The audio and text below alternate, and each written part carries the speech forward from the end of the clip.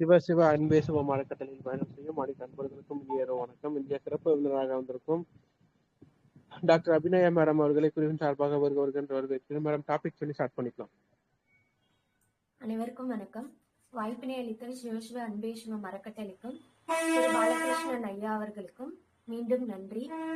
So இன்னைக்கு நம்ம பார்க்க போற தலைப்புக்கு போறதுக்கு முன்னாடி திருக்குறளோட ஸ்டார்ட் பண்ணலாம்னு நினைக்கிறேன். குறள் இனிது யாழ் இனிது என்பதன் மக்கள் மழலை சொல் கேளாதவர். இது குறள். இதோட அர்த்தம் என்ன அப்படின்னா, மழலை சொல், அதாவது குழந்தையோட வார்த்தைகளை கேட்காத மக்கள் தான் குழலும் யாழும் இனிய இசை அப்படின்னு சொல்லுவாங்க. அதாவது ஒரு குடும்பத்துக்கு ரொம்ப மகிழ்ச்சியை கொடுக்கக்கூடியது ஒரு குழந்தையோட மழலை சொல். அப்படிப்பட்ட ஒரு மழலை சொல் சில குடும்பங்கள்ல லேட்டா கேட்கலாம். அப்படி இல்லை அப்படின்னா அப்படியே கேட்டாலும் அந்த குழந்தை இந்த உலகத்தை பாக்குற விதம் மாறுபட்டு இருக்கலாம். அப்படிப்பட்ட ஒரு மாறுபட்ட செயல்ல உள்ள முக்கியமான ஒரு நோயின்னு சொல்ல முடியாது, ஒரு கண்டிஷனை தான் இன்னைக்கு நம்ம பார்க்க போறோம்.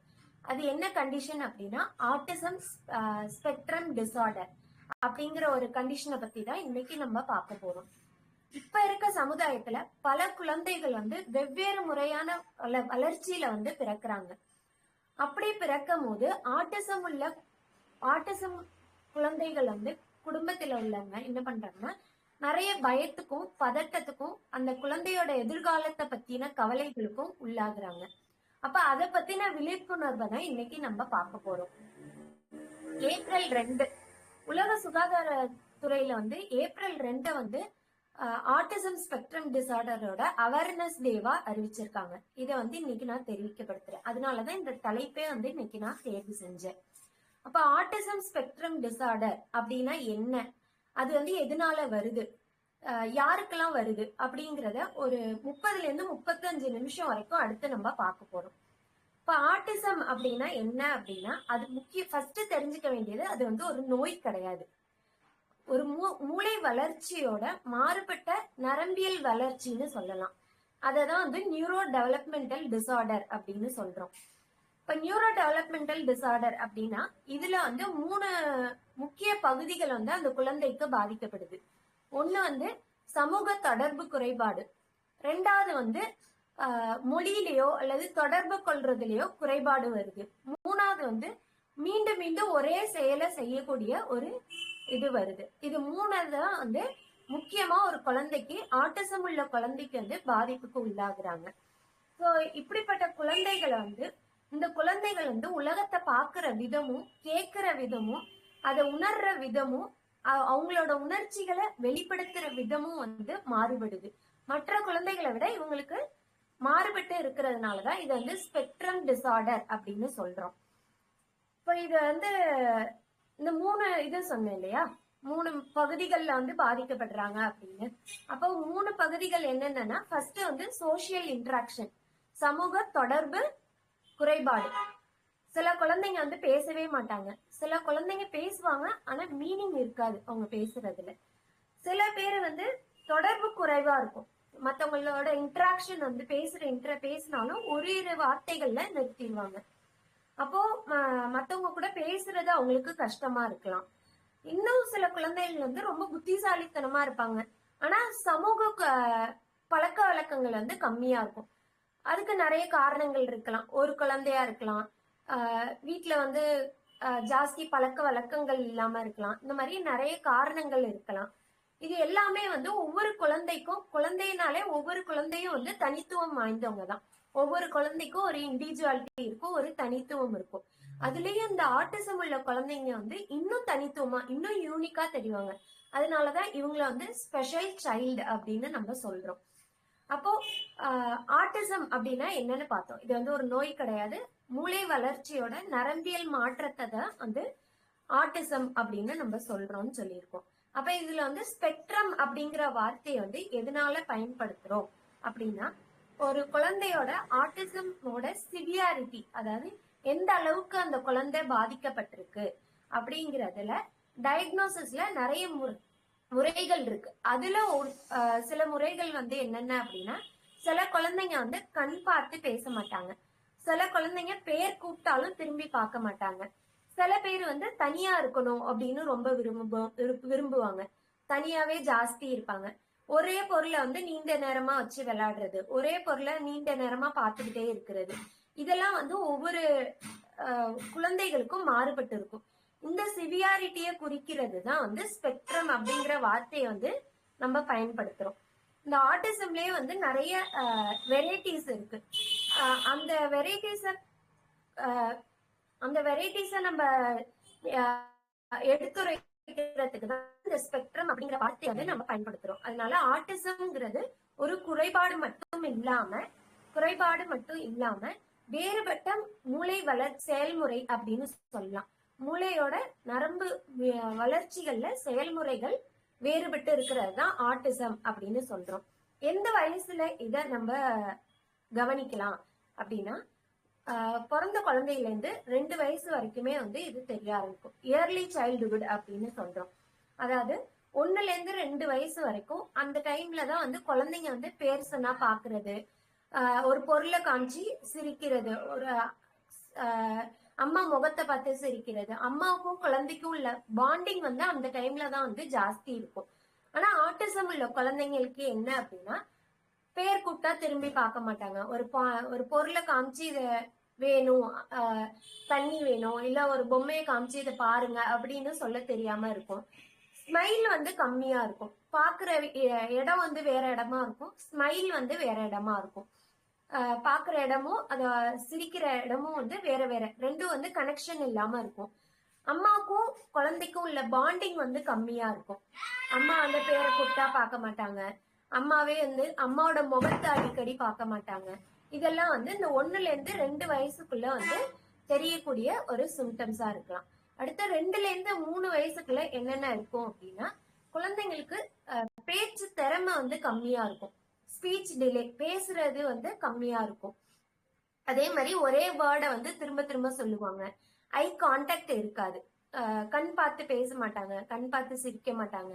கற்பனை விளையாட்டுன்னு சொல்லுவாங்க. இந்த டைம்ல தான் வந்து நிறைய கற்பனை விளையாட்டு, ஒரு கதாபாத்திரத்தை எடுத்து அதை கற்பனையா நினைச்சு விளையாடுறது எல்லாமே இந்த வயசுல தான் இருக்கும். அது எல்லாமே இந்த ஆட்டிசம் உள்ள குழந்தைங்களுக்கு வந்து கம்மியா இருக்கும் அப்படின்னு சொல்லலாம். அடுத்து ஸ்கூல் பருவத்துல இது வந்து வெளிப்படும். எப்படி அப்படின்னா, நிறைய குழந்தைங்க வந்து தனியாவே இருப்பாங்க, ஃப்ரெண்ட்ஸ் வந்து அவ்வளவா இருக்க மாட்டாங்க, நட்பு உறவாடுறது வந்து கம்மியா இருக்கும். சவுண்டு சென்சிட்டிவிட்டி அப்படின்னு சொல்லுவாங்க. லைட்டுக்கு, சவுண்டுக்கு, சின்ன அதிர்ச்சியான விஷயங்கள் கேட்டாலோ, இல்ல நிறைய திடீர்னு வெளிச்சம் வந்தாலோ, இல்ல திடீர்னு இடி இடிச்சாலோ, மின்னல் அடிச்சாலோ அந்த குழந்தைங்க வந்து பயந்து ரொம்ப ஹைப்பரா பிஹேவ் பண்ணுவாங்க. அதே மாதிரி கோவ உணர்வு வந்து இவங்களுக்கு ஜாஸ்தி இருக்கும் அந்த டயத்துல. ஆட்டிசம் உள்ள குழந்தைங்க வந்து ஜாஸ்தி பொருள்ல வச்சு அடிக்கிறது, இல்ல தன்னைத்தானே காயப்படுத்திக்கிறது, இந்த மாதிரி விஷயங்கள் நிறைய இருக்கும் இந்த மாதிரி பருவத்துல. இதுக்கு ஆட்டிசம் வரதுக்கு காரணம் என்ன அப்படின்னு பார்த்தோம்னா, நிறைய காரணங்கள் இருக்கு. ஆனா இதுதான் குறிப்பிட்ட காரணம் அப்படின்னு இன்னும் எந்த ரிசர்ச்லயும் ப்ரூவ் ஆகல. அப்ப சில ரிசர்ச் மட்டும் என்ன சொல்றாங்க அப்படின்னா, ஆட்டிசம் வரத்துக்கு மரபணு, அதாவது ஜெனட்டிக் ஃபேக்டர்ஸ் வந்து ரீசனா இருக்கலாம் அப்படின்னு சொல்லியிருக்காங்க. அது மட்டும் இல்லாம பிரெயின் கனெக்டிவிட்டி, மூளையோட கனெக்ஷன் டிஃபரன்ஸ் இருக்கிறதுனாலயும் இந்த ஆட்டிசம் வரும் அப்படிங்கிறாங்க. இன்னும் வந்து கர்ப்பகால ஃபேக்டர்ஸ் இருக்கலாம், அதாவது பிரெக்னன்சி ஃபேக்டர்ஸ் என்னென்ன இருக்கலாம்னா, பிரெக்னன்சி ஃபேக்டர்ஸ்ல நிறைய இருக்குது. முக்கியமா பிரெக்னன்சி டைம்ல மதரோட ஸ்ட்ரெஸ் ஃபேக்டர், அம்மா வந்து என்ன மனநிலையில இருக்காங்களோ அதுதான் வந்து குழந்தையோட மனநிலையா இருக்கும். அப்ப கர்ப்ப காலத்துல ஒரு அம்மா என்ன மாதிரி மனநிலையில இருக்காங்க, அவங்கள என்னெல்லாம் அஃபெக்ட் பண்ணுது. ஒரு குழந்தை பிறக்குது அப்படின்னா அந்த குழந்தை அவங்க அம்மா வயிற்றுக்குள்ள வரத்துக்கு முன்னாடியே அந்த குழந்தையோட வளர்ச்சி வந்து ஆரம்பமாகிருது. அப்போ முக்கியமா அந்த குழந்தையோட வளர்ச்சி வந்து அம்மாவை சார்ந்து இருக்கும், அம்மாவோட மனநிலையையும் அம்மாவோட உடல்நிலையையும் சார்ந்து இருக்கும். அப்ப இந்த கர்ப்ப காலங்கள்ல அம்மாவுக்கு வரக்கூடிய இன்ஃபெக்ஷன்ஸ் எதுவா வேணாலும் இருக்கலாம். ஃபீவரா இருக்கலாம், இல்ல வந்து அம்மாவுக்கு சிக்கன் பாக்ஸ் இருந்திருக்கலாம், இல்ல அம்மாவுக்கு அந்த டைம்ல வந்து டயபெட்டிஸ் இருந்திருக்கலாம், ஹைப்பர் டென்ஷன் இருந்திருக்கலாம், இன்னும் ஒபிசிட்டி அப்படின்னு சொல்லக்கூடிய பருவம், அதாவது வெயிட் வந்து கூடி இருக்கலாம், அம்மாவோட வெயிட் வந்து குழந்தைய பாதிக்கும் அப்படின்னு சொல்லலாம். இந்த மாதிரி நிறைய பிரெக்னன்சி ஃபேக்டர்ஸ் இருக்கிறதுனாலையும் ஆட்டிசம் வரலாம் அப்படின்னு சொல்லியிருக்காங்க. ஆனா எதுவுமே இன்னும் வந்து முழுமையா வந்து ஆராய்ச்சி பண்ணப்படலை. பெற்றோர்கள் வந்து முக்கியமா இதுல என்ன இது தேவைப்படும் அப்படின்னா, குழந்தைகள் வந்து இன்னும் வீட்டுல உள்ளவங்க வந்து குழந்தைகளை வந்து பெற்றோர்களை நிறைய பிளேம் பண்ணுவாங்க. உன்னாலதான் குழந்தைங்க வந்து இப்படி இருக்காங்க, உன்னோட வளர்ப்பு வந்து சரியில்லை, இந்த மாதிரி எல்லாம் வந்து நிறைய சொல்லுவாங்க. அந்த மாதிரி எல்லாம் எதுவுமே கிடையாது. அம்மாவோட வளர்ப்போ இல்ல வந்து பெற்றோர்கள் தவறோ இதுல எதுவுமே கிடையாது. இத வந்து சமூகமும் சரி, வீட்டுல உள்ளவங்களும் சரி நல்லா புரிஞ்சுக்கணும். இதுதான் வந்து முக்கியமா விழிப்புணர்வா வர வேண்டிய ஒரு விஷயம் அப்படின்னு சொல்லலாம்.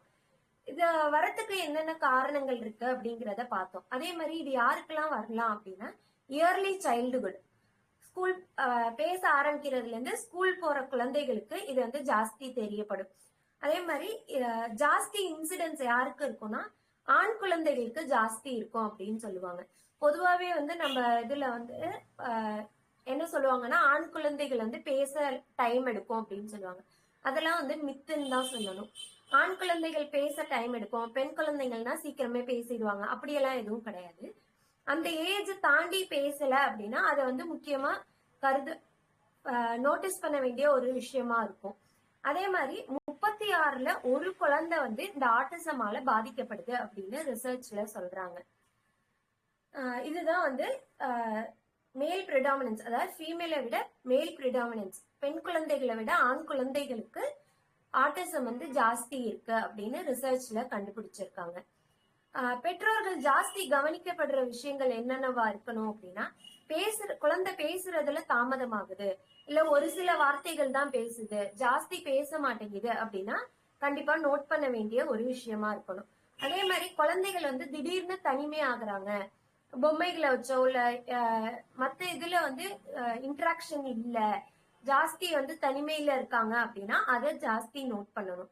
அதே மாதிரி ரிப்பீட்டட் ஹேண்ட் மூவ்மெண்ட்ஸ், ஒரே மாதிரியான கை பழக்கங்கள் வந்து ஜாஸ்தி இருக்கு, ஒரே செயலை வந்து திரும்ப திரும்ப செய்யறாங்க அப்படின்னா அதை நோட் பண்ண வேண்டிய ஒரு விஷயமா இருக்கும். அதே மாதிரி சுத்துற பொருள், அதாவது ஸ்பின்னிங் ஆப்ஜெக்ட்ஸை பார்த்து அதுல இன்ட்ரெஸ்ட் ஜாஸ்தி காட்டுறாங்க, அந்த மாதிரினா அதையும் வந்து நோட் பண்ணணும். இதெல்லாம் வந்து காமனா ஆட்டிசம்குள்ள சிம்டம்ஸ் அப்படின்னு சொல்லலாம். இயர்லி இன்டர்வென்ஷன், இதை வந்து சீக்கிரமாவே கண்டுபிடிச்சா சீக்கிரமா அதுக்கான வழிமுறைகளையும் ட்ரீட்மெண்ட்டையும் ஸ்டார்ட் பண்றதுக்கு உதவிகரமா இருக்கும். ட்ரீட்மெண்ட்னு பாத்தீங்கன்னா மருந்து மட்டுமே வந்து அவங்களுக்கு உதவாது, அதோட சேர்த்து ஸ்பீச் தெராப்பி, அவங்களுக்கு பேசுறதுக்கு என்னெல்லாம் தெராப்பி கொடுக்கணுமோ அதை வந்து நம்ம சீக்கிரமாவே ஸ்டார்ட் பண்ணோம்னா குழந்தைகளுக்கு வளர்ச்சியில நல்ல மாற்றம் கிடைக்கும். அதே மாதிரி ஆக்குபேஷனல் தெராப்பி, குழந்தை எப்படி பழகணும், சோசியல் இன்ட்ராக்ஷன் எப்படி இருக்கணும், அதே மாதிரி ஒரு பிஹேவியரல் தெராப்பி, ஒரு குழந்தை வந்து ஒரு சோசியலா வந்து எப்படி பிஹேவியரிசம் அப்படின்னு சொல்லுவோம் இல்லையா, எப்படி பிஹேவ் பண்ணணும் அப்படிங்கறத சொல்லி தருவாங்க. அதே மாதிரி சென்சரி இன்டகிரேஷன், இதெல்லாமே வந்து சீக்கிரமா குழந்தைக்கு உதவுறதுக்கு ரொம்ப பயன்படும். அதே மாதிரி 3 தான் வந்து இதை பிரிக்கலாம். சிவியாரிட்டி ஸ்பெக்ட்ரம்னு சொன்னோம் இல்லையா, அந்த சிவியாரிட்டியை வந்து 3 லெவலா கொடுக்குறாங்க. ஒண்ணு வந்து சப்போர்ட், அந்த குழந்தைக்கு, இந்த ஆட்டிசம் உள்ள குழந்தைக்கு வந்து சப்போர்ட் தேவைப்படும். எந்தெந்த விஷயத்துல அப்படின்னா, குழந்தை வந்து பேசவே பேசாது, அப்ப சோசியல் இன்டராக்ஷனுக்கு, மத்தவங்களோட பேசுறதுக்கும் தொடர்பு கொள்றதுக்கும் அந்த குழந்தையோட உணர்வுகளை வெளிப்படுத்துறதுக்கும் சப்போர்ட் தேவைப்படுமா இருக்கும். 2வது லெவல் என்ன அப்படின்னா சப்ஸ்டன்ஷியல் சப்போர்ட்னு சொல்லுவாங்க. ஜாஸ்தி சப்போர்ட் வந்து கொஞ்சம் ஜாஸ்தி தேவைப்படும். எந்தெந்த மாதிரி விஷயங்கள்னா, குழந்தை வந்து பேசுவாங்க ஆனா ஒரு வார்த்தைகளோட நிறுத்திடுவாங்க, ஜாஸ்தி பேச மாட்டாங்க. அப்போ மத்த அவங்களுக்கு தேவை அப்படிங்கும் போது ஒருத்தவங்களோட உதவியோட பேசுவாங்க. அதே மாதிரி அவங்களோட உணர்ச்சிகளை வெளிப்படுத்துற விதத்துக்கோ இல்ல அதை புரிஞ்சுக்கிற விதத்துக்கோ வந்து ஒருத்தவங்க தேவைப்படுவாங்களா இருக்கும். 3வது லெவல் என்ன அப்படின்னா ரொம்ப தேவைப்படுவாங்க. அடிப்படையான விஷயங்களுக்கு, அவங்களுக்கு சாப்பாடு கொடுக்கறதுக்கு இல்ல தூங்க வைக்கிறதுக்கு, அந்த மாதிரி இதுக்குமே வந்து ஒருத்தவங்க தேவைப்படுவாங்களா இருக்கும். இந்த 3 லெவலை வச்சுதான் சிவியாரிட்டி லெவல் வந்து நம்ம குறிக்கப்படுறோம். இது 3மே வந்து ஒவ்வொரு குழந்தைக்குமே வந்து மாறுபடும். எல்லா குழந்தைகளுக்குமே இது தேவைப்படும் அப்படிங்கிறது கிடையாது. ஒவ்வொரு குழந்தைகளுக்குமே எந்த அளவுக்கு தேவைப்படுது அப்படிங்கிறத பொறுத்ததுதான் இந்த சிவியாரிட்டி லெவல். அதனால இதை பொறுத்துதான் வந்து ஒவ்வொரு குழந்தையோட ஆட்டிசமையும் வந்து நம்ம முடிவு பண்றோம். அதே மாதிரி இந்த மாதிரி குழந்தைகள், அதாவது ஆட்டிசம் குழந்தைங்களுக்கு உணர்ச்சிகள் இருக்காதா அப்படின்னா, அந்த குழந்தைகளுக்கும் உணர்ச்சிகள் இருக்கும், அன்பு பாசம் எல்லாமே வந்து எதிர்பார்ப்பாங்க. மற்ற குழந்தைகள் மாதிரியே தான் வந்து அவங்களுக்கும் எல்லா உணர்வுகளும் இருக்கும், எல்லா அன்பு பாசத்துக்கும் ஏங்குவாங்க. ஆனா அதை வெளிப்படுத்துற விதமும் அதை அவங்க புரிஞ்சுக்கிற விதமும் வந்து மாறுபட்டு இருக்கும். இப்ப வந்து நம்ம பழமொழி சொல்லுவோம் இல்லையா, 5 விரலும் வந்து ஒரே மாதிரி இருக்கிறது இல்ல அப்படின்னு சொல்லுவோம். அதே மாதிரிதான் ஒவ்வொரு குழந்தைக்குமே வந்து ஒவ்வொரு தேவைகள் இருக்கும், ஒவ்வொரு எதிர்பார்ப்புகள் இருக்கும். அத வந்து பூர்த்தி செய்யற விதமும் வந்து ஒவ்வொரு குழந்தைகளுக்குமே மாறுபடும். பிறந்த குழந்தையில இருந்து பெரியவங்க வரைக்குமே வந்து எதிர்பார்ப்புங்கிறது எல்லாருக்குமே இருக்கும். ஆனா அந்த எதிர்பார்ப்பு என்ன, அது நிறைவேறிச்சா அப்படிங்கறதுலதான் வந்து ஒவ்வொரு குழந்தையோட வளர்ச்சியுமே இருக்கும். அதை பொறுத்துதான் ஒவ்வொரு குழந்தையுமே வளர்றது. இப்போ இது ஆட்டிசம் அப்படின்னா இதுதான் அப்படிங்கிறத பார்த்துட்டோம். அப்போ ஆட்டிசம் குழந்தைக்கு வந்து சமூகத்துல என்ன ரோல் இருக்கு, சமூகத்துக்கு என்ன ஆட்டிசம் குழந்தைங்களுக்கு அப்படின்னு பார்க்கும்போது, பெற்றோர்கள்னு வரும்போது ஃபர்ஸ்ட் என்ன பண்ணணும், பெற்றோர்கள் வந்து தன்னோட குழந்தைகளை ஆட்டிசம் குழந்தைகளை ஃபர்ஸ்ட் ஏத்துக்கணும். அக்செப்டன்ஸ் அப்படின்னு சொல்லுவோம். அவங்க ஏத்துக்கிறத பொறுத்துதான் வந்து அந்த குழந்தையோட வளர்ச்சி இருக்கும். அதனால அவங்க வந்து மாறுபட்ட குழந்தைகள் தானே தவிர அவங்க வந்து அவங்களோட உணர்வுகள் தான் மாறுபட்டு இருக்குமே தவிர மற்றபடி அது ஒரு நோயோ இல்ல வந்து ஒரு இன்ஃபெக்ஷன்னால பரவக்கூடிய நோயோ கிடையாது. அதனால அக்செப்டன்ஸ்ங்கிறது ரொம்ப முக்கியம். அதே மாதிரி பொறுமை, பேஷன்ஸ், அந்த குழந்தைகள்கிட்ட ரொம்ப பொறுமையா இருக்கணும். அவங்கள வந்து எதிர்த்து பேசுறதோ இல்ல வந்து அடிச்சு வளர்க்குறதோ அந்த மாதிரி விஷயங்களை வந்து செய்யாம இருக்கணும். அப்புறம் சேம் ரொட்டீன், அந்த குழந்தைங்களுக்கு வந்து ஒரே மாதிரியான ரொட்டீனுக்கு பழகி இருப்பாங்க, அதை வந்து மாத்தாம அதுலயே வந்து பழக்கணும். அதே மாதிரி கிளியரா இன்ஸ்ட்ரக்ஷன், ஒவ்வொரு குழந்தைக்கும் அந்த குழந்தைக்கு புரியுற மாதிரி தெளிவான இன்ஸ்ட்ரக்ஷன் கொடுக்கணும். அந்த குழந்தைக்கு எந்த அளவுக்கு புரியுமோ அந்த மாதிரி விதத்துல சொன்னா மட்டும்தான் அந்த குழந்தையால அதை ஏத்துக்க முடியும். அதை பண்ணணும். அதுக்கப்புறம் பிரைஸ் பண்ணணும். எல்லா குழந்தைக்குமே வந்து அந்த குழந்தைய என்கரேஜ் பண்ணணும், அந்த குழந்தைய வந்து புகழ்ந்து பேசணும் அப்படிங்கிற வந்து ஆர்வம் இருக்கும். இந்த மாதிரி குழந்தைகளுக்கு கொஞ்சம் கூடுதலாவே அந்த ஆர்வம் இருக்கும். அப்ப அடிக்கடி சின்ன சின்ன விஷயங்களுக்கும் அவங்கள புகழ்ந்து பேசுறது, என்கரேஜ் பண்றது. ஒரு செயலை செய்யறதுக்கு முன்னாடி இப்ப பேச ட்ரை பண்றாங்க அப்படின்னா அதை என்கரேஜ் பண்ணணும். அது வந்து எந்த விதத்துல வேணாலும் இருக்கலாம், அந்த குழந்தைக்கு தேவைப்படுற விதத்துல எப்படி வேணாலும் இருக்கலாம். இன்னொன்னு வந்து கம்பேர் செய்யாம இருக்கணும் மற்ற குழந்தைங்களோட. அந்த குழந்தை இவ்வளவு படிக்குது, அந்த குழந்தை இவ்வளவு பேசுது, அந்த குழந்தை இவ்வளவு அறிவா இருக்குது, நீ எப்படி இருக்க அப்படிங்கிற ஒரு கம்பேரிசன் இல்லாம இருக்கணும். அது ஆட்டிசம் குழந்தைக்குன்னு இல்ல, நார்மலா உள்ள குழந்தைக்குமே வந்து கம்பேரிசன் இல்லாம இருந்துச்சுன்னா அந்த குழந்தையோட வளர்ச்சி வந்து ஜாஸ்தி இருக்கும். அந்த குழந்தையோட வளர்ச்சிக்கு வந்து பெற்றோரால என்ன பண்ண முடியும், பெற்றோரோட பொறுப்பு என்ன அப்படிங்கறத தெரிஞ்சு நடந்துக்கணும். அதே மாதிரி ஸ்கூல்ல டீச்சர்ஸோட பொறுப்பு என்ன, இந்த மாதிரி ஆட்டிசம் உள்ள குழந்தைங்களுக்கு டீச்சர்ஸோட பொறுப்பு என்ன அப்படின்னு பார்க்கும்போது சிம்பிளா இன்ஸ்ட்ரக்ஷன் கொடுக்கணும். மற்ற குழந்தைங்களுக்கு சொல்ற மாதிரி ஹார்டாவோ இல்ல புரியாத மொழியில சொல்றதோ இல்லாம அந்த குழந்தைக்கு புரியுற மாதிரி சிம்பிளா என்ன மாதிரி இன்ஸ்ட்ரக்ஷன் சொல்ல முடியுமோ அந்த மாதிரி இன்ஸ்ட்ரக்ஷன் சொல்லணும். அப்புறம் ஃப்ரண்ட் சீட்டிங், குழந்தைங்களை முன்னாடி உட்கார வைக்கிறது. அந்த மாதிரி குழந்தைங்களுக்கு இன்னும் கொஞ்சம் எக்ஸ்ட்ரா கேர் எடுத்து முன் சீட்ல உட்கார வச்சு பழக்க வழக்கங்கள் சொல்லி கொடுக்கறது. அதே மாதிரி விஷுவல் லேர்னிங், இந்த குழந்தைங்களுக்கு கேட்கறத விட பாக்குற திறன் வந்து ஜாஸ்தி இருக்கும். அப்போ அவங்களுக்கு என்ன திறன் இருக்கு அப்படிங்கறத தெரிஞ்சு அதுக்கு ஏத்த மாதிரி சொல்லி கொடுத்தோம் அப்படின்னா இன்னும் ஈஸியாவே புரிஞ்சுப்பாங்க. அதே மாதிரி ஒரு செயலை வந்து ஒரு முறையோட நிறுத்தாம இல்ல ஒரு இன்ஸ்ட்ரக்ஷனோ ஒரு முறையோட நிறுத்தாம அந்த குழந்தைங்களுக்கு புரியுற அளவுக்கு பல முறைகள் சொன்னாலும் அதுல தப்பு கிடையாது. ஒரு விஷயத்த பல முறை சொல்றதுனால அந்த குழந்தை புரிஞ்சுக்குதா அப்படிங்கறத கேட்டு சொல்லணும். அதே மாதிரி என்கரேஜ் பண்ணணும். டீச்சர்ஸ் என்கரேஜ்மெண்ட் பண்ணும்போது அந்த குழந்தையோட வளர்ச்சி வந்து இன்னும் ஜாஸ்தி இருக்கும். அந்த குழந்தையோட இன்ஃபீரியாரிட்டி காம்ப்ளெக்ஸ் குறைஞ்சி கான்பிடன்ஸ் லெவல் வந்து அதிகரிக்கும். அப்ப என்கரேஜ்மெண்ட்ங்கிறது வந்து ஜாஸ்தி இருக்கும். மற்ற குழந்தைகளுக்கு சொல்ல வேண்டியது என்னென்ன அப்படின்னா ஸ்கூல்ல படிக்கிற அதே குழந்தைகளுக்கும் மற்ற குழந்தைகளுக்கு என்ன வித்தியாசம் அப்படிங்கறத மற்ற குழந்தைகளுக்கு புரிய வைக்கணும். அவங்களுக்கும் வந்து அதே மாதிரியான பழக்க வழக்கங்கள் இருக்கும். மற்ற குழந்தைய கேலி பண்ணக்கூடாது, அந்த மாதிரி ஆட்டிசம் உள்ள குழந்தைய வந்து கேலி பண்ணி பேசக்கூடாது, ஜாஸ்தி வந்து இம்பார்ட்டன்ஸ் கொடுக்கணும். அப்புறம் வந்து குழந்தைகளை பழகுற விதம் வந்து ஒரே மாதிரி இருக்கணும். ஆட்டிசம் இருக்கிறதுனால அந்த குழந்தை வந்து மாறுபட்ட குழந்தை கிடையாது. ஒரே மாதிரியான குழந்தை அப்படிங்கிறத மற்ற குழந்தைங்களுக்கு புரியுற மாதிரியும் நம்ம சொல்லி கொடுக்கணும். சோ இந்த ஆட்டிசம் உள்ள குழந்தைங்களுக்கு ஸ்ட்ரென்த் என்ன அப்படின்னா, இவங்க பேச மாட்டாங்கன்னு சொல்லியிருக்கோம். ஒரே மாதிரியான செயலை திரும்ப திரும்ப செய்யறாங்க அப்படின்னு சொல்றோம். லாங்குவேஜ் ப்ராப்ளம் இருக்கும் அப்படின்னு சொல்றோம். அதனால இவங்களோட மூளை வளர்ச்சியில ஏதாவது பிரச்சனை இருக்குமா? எல்லா குழந்தைகளுக்கும் அப்படி கிடையாது. சில குழந்தைகள் வந்து ரொம்ப அறிவாளித்தனமாவே இருப்பாங்க. அவங்களுக்கு நிறைய எக்ஸ்ட்ரா ஆக்டிவிட்டிஸ்ல வந்து ஈடுபாடு இருக்கும்.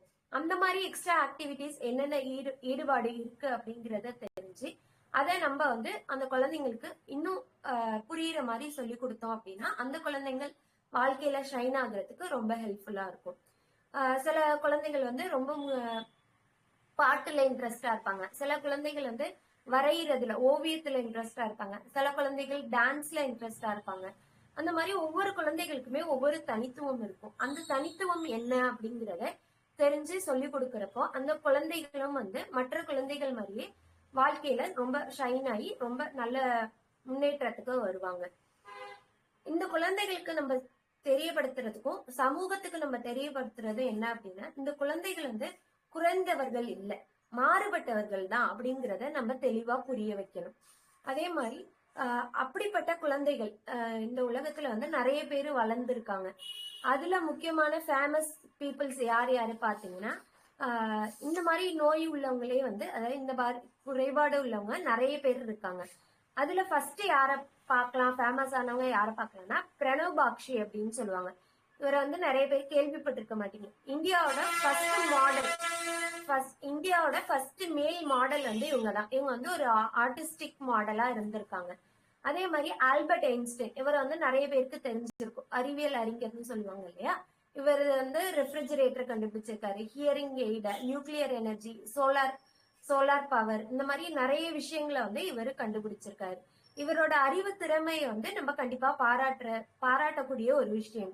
அதே மாதிரி ஐசக் நியூட்டன், இவங்கதான் வந்து ஃபர்ஸ்ட் கிராவிட்டி ஃபோர்ஸ், அவங்களோட மாறுபட்ட சிந்தனை தான் வந்து இந்த உலகத்துக்கு புதிய இன்வென்ஷனை வந்து கொண்டு வந்திருக்கு.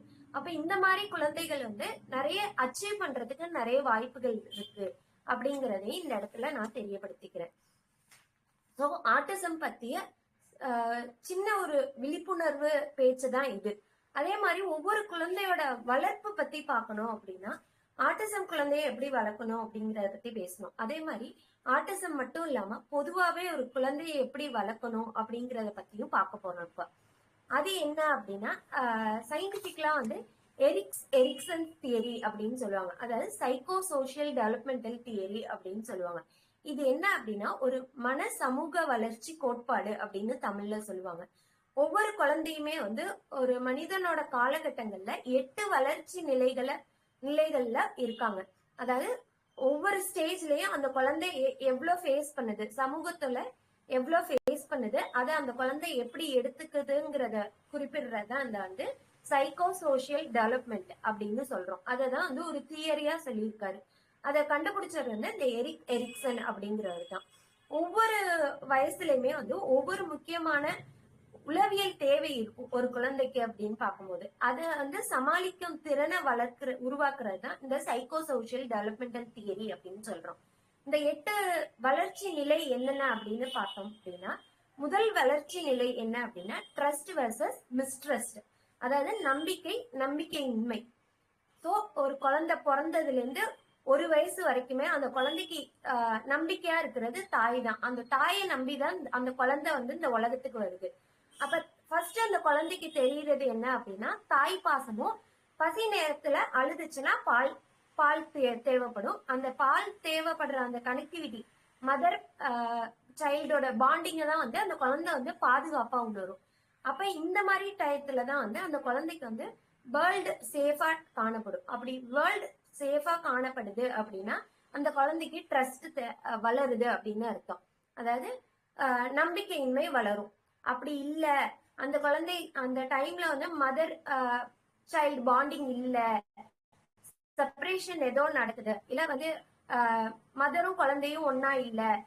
இப்ப இருக்க காலகட்டங்கள்ல நிறைய அம்மாக்கள் வந்து குழந்தை பிறந்த உடனே வேலைக்கு போயிடுறாங்க. அந்த மாதிரி செப்பரேஷனா இருக்கலாம், இல்ல வேற ஏதாவது குடும்ப சூழ்நிலையால செப்பரேஷன் இருக்கலாம்.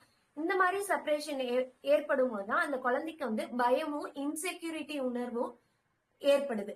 அந்த இன்செக்யூரிட்டியே வந்து அவநம்பிக்கையா மாறுது. இததான் வந்து ட்ரஸ்ட் அண்ட் மிஸ்ட்ரஸ்ட் அப்படின்னு ஃபர்ஸ்ட் ஸ்டேஜா சொல்றாங்க. அதே மாதிரி செகண்ட் ஸ்டேஜ் என்ன அப்படின்னா தன்னிச்சை அல்லது வெட்க உணர்வு, அதாவது ஆட்டோனோமி வெர்சஸ் ஷேம் டவுட் அப்படின்னு சொல்றோம். இது வந்து 1 வயசுல இருந்து 3 வயசு வரைக்கும் உள்ள ஸ்டேஜ தான் சொல்றோம். 1 வயசுல இருந்து 3 வயசு வரைக்கும் குழந்தை என்னெல்லாம் பண்ணும் அப்படின்னா அந்த ஏஜ்ல தான் ஒரு குழந்தை வந்து தனியா நடக்க ஆரம்பிக்குது, தனியா சாப்பிட ஆரம்பிக்குது, தனியா டாய்லெட் போக ஆரம்பிக்கும். இந்த மாதிரி நேரத்துல வந்து ஒரு குழந்தை வந்து பெத்தவங்களோ இல்ல குடும்பத்துல உள்ளவங்களோ வந்து என்கரேஜ் பண்ணும் போது அந்த குழந்தைக்கு செல்ஃப் கான்பிடன்ஸ், சுய நம்பிக்கை வந்து ஜாஸ்தி ஆகுது, சுய தைரியம் வந்து ஜாஸ்தி ஆகுது. அப்படி அதிக அதிக கட்டுப்பாடுல அப்படி சுய சுய கான்பிடன்ஸ், அதாவது செல்ஃப் கான்பிடன்ஸ் வந்து ஜாஸ்தி ஆகுது. அதே அந்த குழந்தை வந்து பேரண்ட்ஸ் டாமினேஷன்லயோ இல்ல பெற்றோர்கள் டாமினேஷன்லயோ அம்மா அப்பா ஜாஸ்தி சண்டை போடுறாங்க, இத வந்து ஒரு குழந்தை பார்த்து வளரும் போது என்ன ஆகுதுன்னா அந்த குழந்தைக்கு வந்து ஷேமாவும் டவுட்டாவும் ஆகுது. இந்த உலகத்தை வந்து நம்ம எப்படி பாக்குறது, இந்த மத்தவங்க நம்மள எப்படி பார்ப்பாங்க அப்படிங்கிற ஒரு உணர்வு வந்து வளரப்படுது. இதுதான் வந்து செகண்ட் ஸ்டேஜ் அப்படின்னு சொல்றோம். முதல் ஸ்டேஜ் என்ன அப்படின்னா trust mistrust, second stage autonomy versus shame and doubt. அடுத்த 3வது ஸ்டேஜ் என்ன அப்படின்னா முன்முயற்சி வெர்சஸ் குற்ற உணர்வு, அதாவது இனிஷியேட்டிவ் வெர்சஸ் கில்ட் அப்படின்னு சொல்றாங்க. சோ முன்முயற்சி அப்படின்னா என்னன்னா 3ல இருந்து 6 வயசு வரைக்கும் இந்த ஸ்டேஜ வந்து நம்ம பிரிக்கப்படுறோம். 3ல இருந்து 6 வயசு வரைக்கும் அந்த குழந்தை என்ன பண்ணும் அப்படின்னா கேள்வி ஜாஸ்தி கேட்கக்கூடிய வயது. அந்த இது புதிய செயல்களை அப்பதான் தொடங்க ஆரம்பிக்கும். அந்த ஸ்டேஜ்ல நம்ம என்கரேஜ் பண்ணும் போது இனிஷியேட்டிவா இருக்கும். ஒரு செயலை செய்யுது அப்படின்னா அந்த டைம்ல தான் ஜாஸ்தி யோசிப்பாங்க, ஜாஸ்தி கேள்வி கேட்பாங்க. அந்த ஸ்டேஜ்ல குழந்தைய என்கரேஜ் பண்ணி அந்த கேள்விகளுக்கு ஏத்த மாதிரி பதில அளிச்சோம் அப்படின்னா அது வந்து அந்த குழந்தையோட வளர்ச்சிக்கு இனிஷியேட்டிவா இருக்கும். அப்படி இல்லாம அந்த குழந்தைய வந்து டிஸ்கரேஜ் பண்ணியோ இல்ல வந்து ஒரு செயலை செய்யும் போது இதை செய்யாத, இது தப்பு அப்படின்னு சொல்லும் போதோ அந்த குழந்தைக்கு கில்ட் அப்படிங்கிற ஒரு உணர்வு வந்து வளர்க்கப்படுது. அந்த ஸ்டேஜ்ல தான் வந்து அந்த டைம்ல கில்ட் அப்படிங்கிற ஒரு உணர்வு வந்து வளரப்படுது. அடுத்து 4வது ஸ்டேஜ் என்ன அப்படின்னா உழைப்பு வெர்சஸ் தாழ்வு மனப்பான்மை, அதாவது இண்டஸ்ட்ரி வெர்சஸ் இன்ஃபீரியாரிட்டி காம்ப்ளெக்ஸ் அப்படின்னு சொல்றோம். இது வந்து 6ல இருந்து 12 வயசு வரைக்கும் இருக்கக்கூடிய ஒரு நிலையை தான் வந்து பிரிக்கிறோம். அந்த டைம் என்ன அப்படின்னா அந்த டைம்ல தான் ஸ்கூல் போற ஏஜ் இல்லையா. அந்த டைம்ல குழந்தைகள் படிப்பு, அந்த டைம்ல தான் போட்டி இருக்கும், பொறாம இருக்கும், திறமை, அந்த குழந்தையோட திறமை வந்து வெளிப்படுறதுக்கான நேரம் தான் அந்த ஸ்கூல் ஸ்டேஜ் அப்படின்னு சொல்றோம். அந்த டைம்ல ஒரு குழந்தை வெற்றி அடையுது அப்படின்னா திறமை உணர்வு வந்து வளர்க்கப்படும். அதாவது இண்டஸ்ட்ரி உழைப்பு, அந்த டைம்ல குழந்தை உழைச்சி ஒரு பேச்சு போட்டியிலயோ இல்ல வந்து ஒரு ஸ்டேஜ் ஏறி பேச போறாங்க அப்படிங்கும் போது அந்த டைம்ல அந்த குழந்தையோட திறமை உணர்வு வந்து சக்சஸ் ஆகுறாங்க, பிரைஸ் வாங்குறாங்க, அதை என்கரேஜ் பண்றோம் அப்படிங்கும் போது அந்த டைம்ல அது வளருது.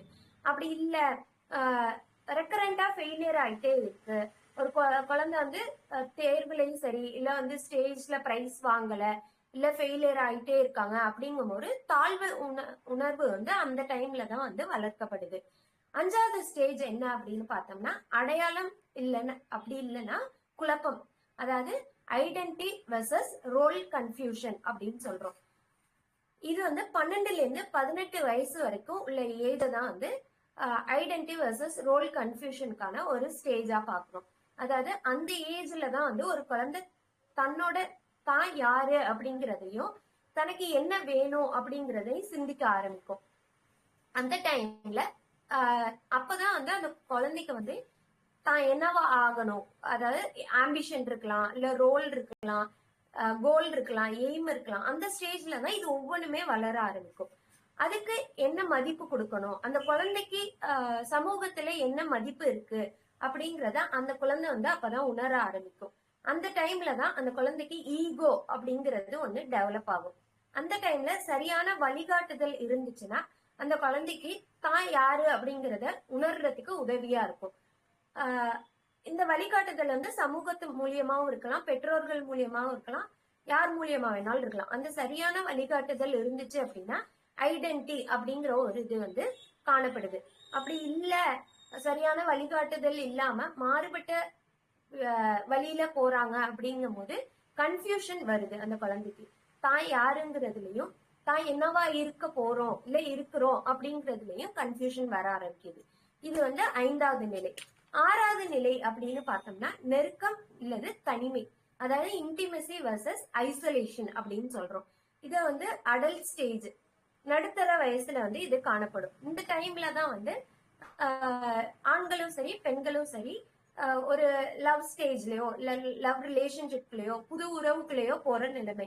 அந்த இதுல வந்து நம்பிக்கை இருந்துச்சு அப்படின்னா இன்டிமெசி இருக்கும். அப்படி இல்ல லவ் ஃபெயிலியர் ஆகுது, இல்ல ஒரு ரிலேஷன்ஷிப்ல ஒரு ஃப்ரெண்ட்ஷிப்ல ஃபெயிலியர் ஆகுது, இல்ல ஒரு டிசப்பாயின்மெண்ட் ஆகுது அப்படின்னா அந்த டைம்ல வந்து ஐசோலேஷன் அப்படிங்கிற ஒண்ணு வந்து நடக்குது.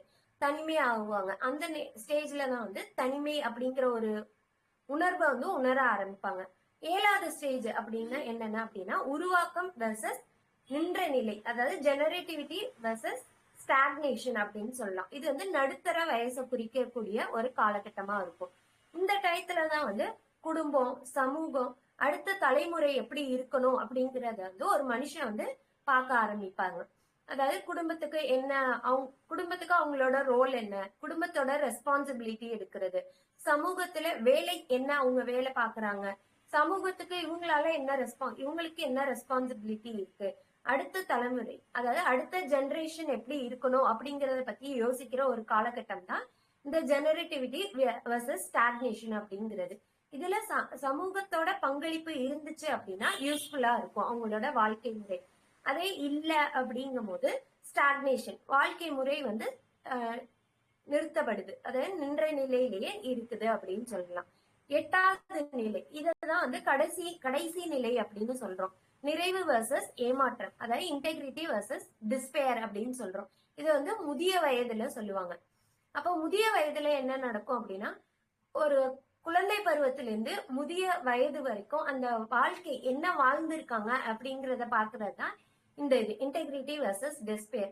அந்த வாழ்க்கை வந்து சந்தோஷமாவும் மகிழ்ச்சியாவும் யூஸ்ஃபுல்லாவும் இருந்துச்சு அப்படின்னா அது வந்து சாட்டிஸ்ஃபைடா இருக்கும். அந்த மனிதனுக்கு வந்து முதிய நிலையில வந்து சாட்டிஸ்ஃபைடா இருக்கும். அப்படி இல்ல, நிறைய கஷ்டங்களை பார்த்திருக்காங்க, நிறைய எதிர்பார்ப்பு இருந்துச்சு, அது நிறைவேறல, இல்ல அந்த லைஃப் வந்து அவங்களுக்கு ஒரு திருப்தியை கொடுக்கல அப்படிங்கும் போது அந்த இடத்துல ஒரு ரெக்ரீட் இருக்கும். இததான் வந்து 8 நிலையா வந்து பிரிச்சு சைக்கோ சோசியல் டெவலப்மெண்டல் அப்படின்னு சொல்றாங்க. ஒரு மனிதன் இந்த 8 நிலையுமே வந்து கடந்து வருதுங்கிறது ரொம்ப முக்கியமான ஒரு விஷயம். இதுல இந்த 8 நிலையிலையும் வரும்போது பெற்றவங்களோட பங்களிப்பு என்ன இருக்கு, சமுதாயத்தோட பங்களிப்பு என்ன இருக்கு அப்படிங்கிறது ரொம்ப முக்கியம். இந்த மாதிரி நிலையில சரியா ஒரு குழந்தைய வளர்த்து கொண்டு போறதுங்கிறது ரொம்ப முக்கியம். அப்படி கொண்டு போனோம் அப்படின்னா அந்த குழந்தையோட வளர்ச்சியும் வந்து நல்ல வளர்ச்சியா இருக்கும். அப்படி இல்லைங்கும் போது தவறான வழியில குழந்தைகள் வந்து பாதிப்புக்குள்ளாகிறாங்க. சோ இதுதான் வந்து ரொம்ப முக்கியமான ஒரு விஷயமா நான் பகிர்ந்துக்கணும்னு நினைச்சது. அப்போ ஒரு குழந்தை வந்து வளருது அப்படின்னா அதுக்கு முக்கிய காரணம் வந்து பேரண்ட்ஸா தான் இருப்பாங்க. அந்த குழந்தைய எப்படி வளர்க்கணும் அப்படிங்கிறது அந்த பேரண்ட்ஸோட கையில தான் இருக்குது. இதுதான் வந்து ரொம்ப முக்கியமான ஒரு விஷயம் அப்படின்னு பாக்குறேன். ஸோ இன்னைய தலைப்புக்கு இது வந்து ரொம்ப முக்கியமானது, எல்லாருக்கும் யூஸ்ஃபுல்லா இருந்திருக்கும்னு நினைக்கிறேன். வேற எதுவும் சந்தேகம் இருந்துச்சுன்னா கேட்கலாம்.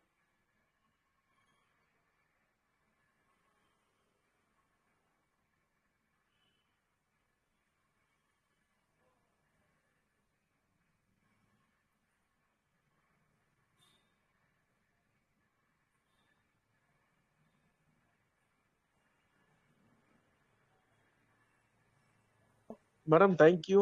கேக்குதா? கேக்குதுங்க சார், கேக்குதுங்க சார். தேங்க்யூ தேங்க்யூ தேங்க்யூ, ரொம்ப நன்றி. முடிச்சிட்டீங்களா? முடிஞ்சிச்சுங்க சார். தேங்க்யூ. ஆக்சுவலா வந்து நிறைய விஷயம் வந்து ஷேர் பண்ணியிருந்தீங்க.